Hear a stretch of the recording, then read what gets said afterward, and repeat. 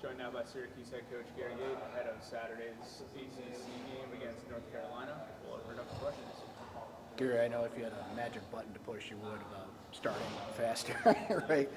But how have you guys talked about that? Do you change routines? Do you adjust anything? Or you just kind of stick to it and hope it breaks through? We just try and tweak it a little bit here and there and do things a little bit differently, trying to change that. But it's just, getting off to a great start. Sometimes we can do it and other times we haven't been able to. So we're trying to get them mentally prepared and hope they show up and the button's been pressed. There you go. You've been pretty adamant all year about, you focus on this week, right? Yep. We're kind of at that time of the year where the postseason's knocking on the door. So do you stick with that approach, or do you realize that maybe this game's got a little bit more on the line? Well, I think every game does, really, and that's what we said from the beginning. Like, this game, is a game that is, to me, a must-win, and they all have been. And that's the same focus we put on every single game. And, when we put it all together, we can beat anybody, and when we don't play well, we could not come up on top. So, we're just doing our best to make sure these guys are ready to play. Duke was really physical and caused a lot of turnovers against you guys. What's the key in counteracting that for your offense? I think we'll have,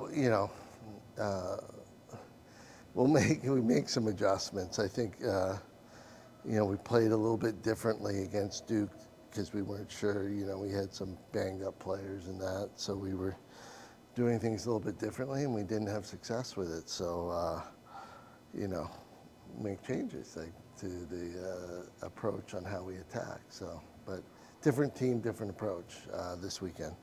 And Eric Maliver, really good player, obviously, but 5 goals against your team. When a guy goes off like that against your team, do you have to really sit back and just break down how he scored each of those 5 goals? No, not really. I think it was pretty easy. He attacked from behind, and then he got open off ball a couple times, So he was just opportunistic, if nothing else. It wasn't like he came out and dominated, but he made plays. He dodged, even from behind and buried one and did it again. And then he got a couple back pipe looks with nobody on him. And, all of a sudden he's got 5 goals.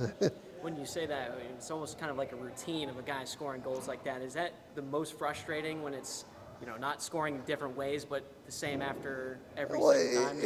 It wasn't, they were totally different. But, he kind of had a couple from behind and a couple left open off ball, and,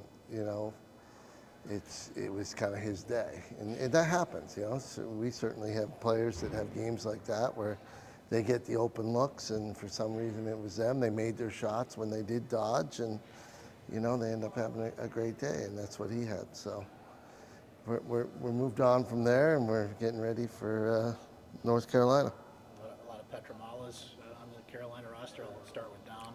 Yeah. What makes him the special talent he's developed? You know what? He's an off-ball finisher. Can shoot from anywhere and does a great job. And he allows his midfielders and his other attackmen to draw the slides and the doubles, and he finds the gaps and gets open. And he's been doing a great job shooting this year. Is there a philosophy that Dave sticks to that you have to be aware of, that he wants his defenses to be, even when he was here and now has carried that over to Carolina? He just expects a lot out of them, and them to be able to execute at a high level, and they've been doing a great job this year. So hats off to them, and it'll be a good challenge for us, and it'll be fun to watch Coach Mart's offense against Coach Petro's defense. I'm looking forward to it. Because last year it was me coaching and not Coach March. So they haven't had a chance to go head-to-head yet. Yeah, there you go. How's it been this season coaching with Pat and John, and how have you guys kind of worked together throughout the season to really maximize your efforts? Oh, we have a great staff.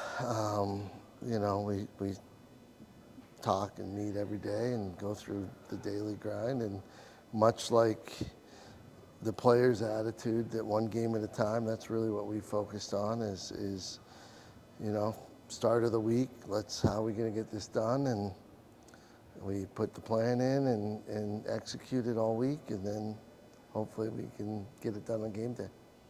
Was the goal to get Finn Thompson in the game against Duke, or was it kind of just, let's try and get an offensive spark, let's throw him in and just kind of ease him back into play? Well, yeah, he just hadn't practiced much, so it was tough to just throw him in there and expect him because we didn't know where he was at. So we know he's pretty healthy and he'll be definitely a factor this week, and we're glad to have him back. Two more questions. Gary, what else about this Carolina team stands out to you in this matchup? You know, they're very athletic on the offense. They got some good young talent. They're one of the younger offenses in the country, and they score a lot of goals. So, unfortunately, in ACC play, they've been limited a little bit the last couple of games, but then we're hoping we can continue that trend with our ACC defense. So we'll see. Last game of the regular season, how are you guys kind of keeping the team focused and confident heading into like this last part of the year?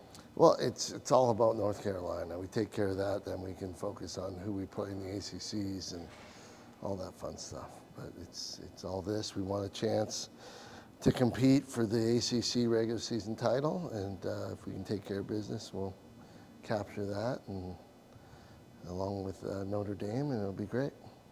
And the #1 seed.